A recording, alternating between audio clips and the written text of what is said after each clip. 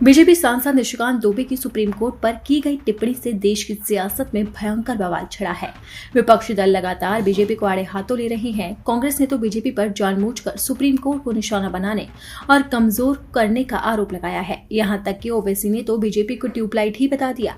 अब इस बवाल के बीच सबसे पहले आपको निशिकांत दुबे का वो बयान बताते हैं जिस पर हंगामा बरपा है। बीजेपी सांसद निशिकांत दुबे ने सुप्रीम कोर्ट पर धार्मिक लड़ाई को बढ़ावा देने का आरोप लगाया। उन्होंने कहा कि अगर सुप्रीम कोर्ट की कानून बन जाए तो संसद भवन को बंद कर देना चाहिए। राम मंदिर, कृष्ण जन्मभूमि और ज्ञानवापी मामले पर सुप्रीम कोर्ट कहता है कि पेपर दिखाओ। वहीं मुगलों के आने के बाद देश में जो मस्जिदें बनी उनके लिए कहते हैं कि पेपर कहां से लाएंगे। सुप्रीम कोर्ट देश को तानाशाही की तरह ले जाना चाहता है। ये निशिकांत दुबे का वो बयान है जिस पर कोहराम मचा है। विपक्ष ने बीजेपी को जबरदस्त तरीके से घेर लिया।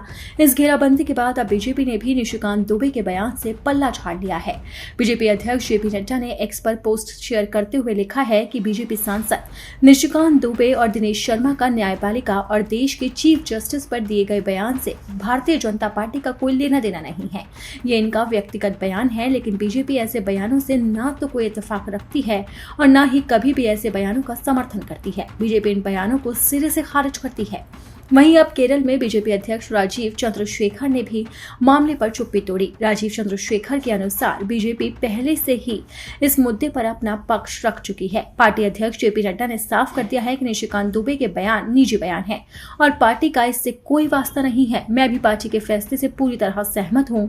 राजीव चंद्रशेखर ने कहा कि निशिकांत दुबे और दिनेश शर्मा ने सुप्रीम कोर्ट और मुख्य न्यायाधीश के बारे में जो भी कुछ कहा था, बीजेपी ने उसको पूरी तरह से खारिज कर दिया। इस मामले पर पार्टी का पक्ष ही मेरा पक्ष है और हम इस बयान का किसी भी तरह से समर्थन नहीं करते हैं।